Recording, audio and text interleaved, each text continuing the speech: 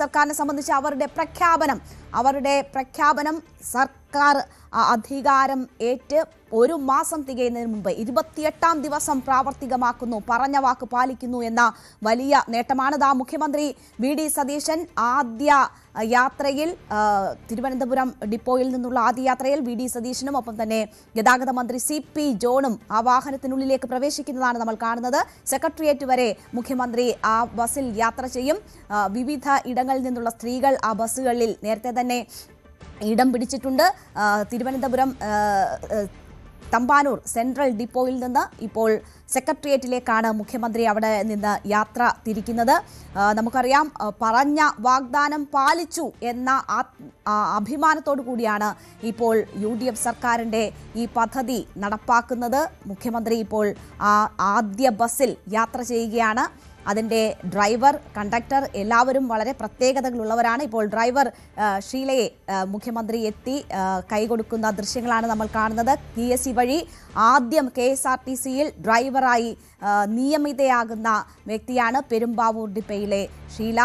അവരെ അഭിവാദ്യം ചെയ്യുന്നു മുഖ്യമന്ത്രി. അതിന് കണ്ടക്ടറും ആ രീതിയിൽ വനിതയാണ്. വനിതകളാൽ നയിക്കപ്പെടുന്ന ബസ്സിലാണ് മുഖ്യമന്ത്രി ഇന്ന് സെക്രട്ടേറിയറ്റിലേക്ക് എത്തുന്നത്. തമ്പാനൂർ ഡിപ്പോയിൽ നിന്ന് ആ ബസ് അല്പസമയത്തിനകം തന്നെ ഡബിൾ ബെല്ലടിച്ച് നീങ്ങിത്തുടങ്ങും.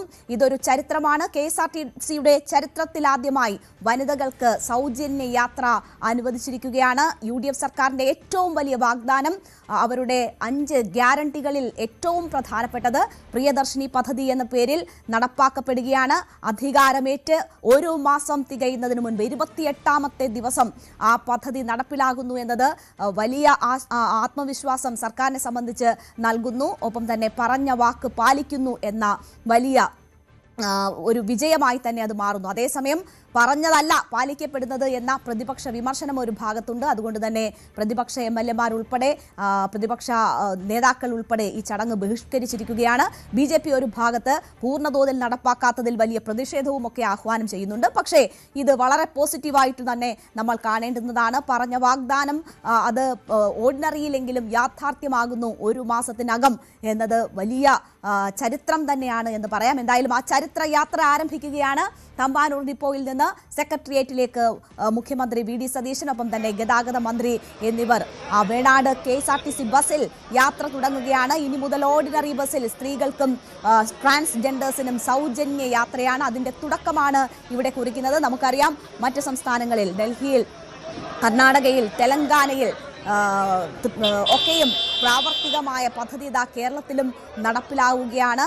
ഇനി മുതൽ സ്ത്രീകൾക്ക്, ട്രാൻസ്ജെൻഡേഴ്സിന്, വിദ്യാർത്ഥികൾക്ക്, പെൺകുട്ടികൾക്ക് ഒക്കെയും ടിക്കറ്റില്ലാതെ 0 ടിക്കറ്റിൽ യാത്ര ചെയ്യാൻ കഴിയുന്ന പദ്ധതിക്കാണ് തുടക്കമായിരിക്കുന്നത്. പ്രിയദർശിനി വണ്ടി ഓടിത്തുടങ്ങുകയാണ്.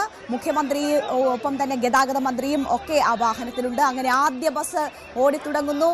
വളരെ ചരിത്ര നിമിഷം എന്ന് തന്നെ നമുക്ക് പറയാം. ആ ചരിത്രത്തിലേക്കാണ് ഈ KSRTC ബസ് നീങ്ങിത്തുടങ്ങുന്നത്. ഇനി മുതൽ സംസ്ഥാനത്ത് സ്ത്രീകൾക്കും ട്രാൻസ്ജെൻഡേഴ്സിനും KSRTCയുടെ ഓർഡിനറി ബസ്സുകളിൽ സൗജന്യ യാത്ര ലഭ്യമാവുകയാണ്.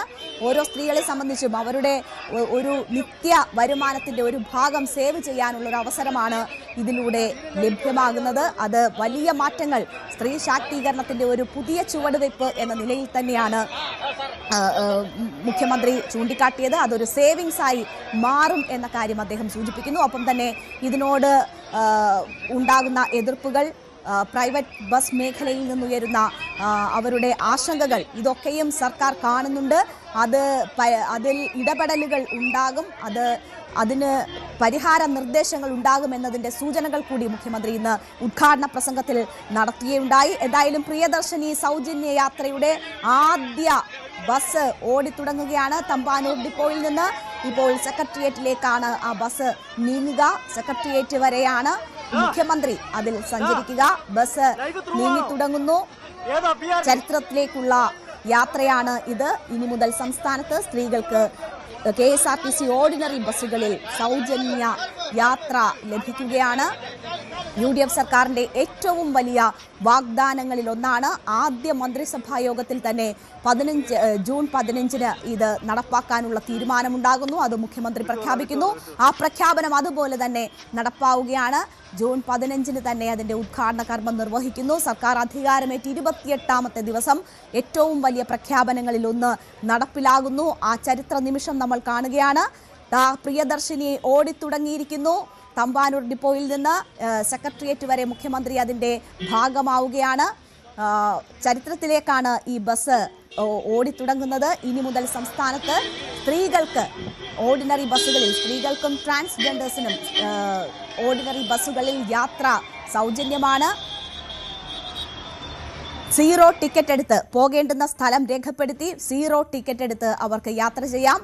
അതിന്റെ ഔദ്യോഗിക ഉദ്ഘാടനം പൂർത്തിയാക്കി ഇപ്പോൾ മുഖ്യമന്ത്രി ആദ്യ ബസ്സിൽ യാത്ര ചെയ്യുകയാണ്. അതിന് സാരഥ്യം വഹിക്കുന്നത് PSCയിലൂടെ ആദ്യം വനിതാ ഡ്രൈവറായി ജോലിയിൽ പ്രവേശിച്ച ഷീലയാണ് അതിൻ്റെ സ്റ്റിയറിംഗ് പിടിക്കുന്നത്. വാഹനം അല്പസമയത്തിനകം തന്നെ സെക്രട്ടേറിയറ്റിൽ എത്തും എന്നതാണ് പ്രതീക്ഷിക്കുന്നത്. അങ്ങനെ സംസ്ഥാനത്തിന് ഗതിയിൽ ഒരു മാറ്റം കൊണ്ടുവരാൻ പ്രാപ്തിയുള്ള അത്രയും വലിയ ഒരു പദ്ധതി നടപ്പിലാകുന്ന ദിവസമാണ്. സ്ത്രീകളെ സംബന്ധിച്ച് ആദ്യമായി, ചരിത്രത്തിൽ ആദ്യമായി കേരളത്തിൽ അവർക്ക് സൗജന്യ യാത്ര സാധ്യമാകുന്നു എന്നതാണ്. KSRTCയുടെ ഓർഡിനറി സർവീസുകളിൽ ഇനി മുതൽ സ്ത്രീകൾക്കും ട്രാൻസ്ജെൻഡേഴ്സിനും 0 ടിക്കറ്റിൽ യാത്ര ചെയ്യാൻ കഴിയും. നമുക്കറിയാം, നിന്നൊക്കെ നഗരത്തിലെത്തി പല വിധത്തിലുള്ള ജോലി ചെയ്യുന്ന സ്ത്രീകളെ സംബന്ധിച്ച് അവരുടെ മാസവരുമാനത്തിൽ ഒരു നല്ല ഭാഗം അവർക്ക് സേവ് ചെയ്യാനാകുന്നു എന്നത് വലിയ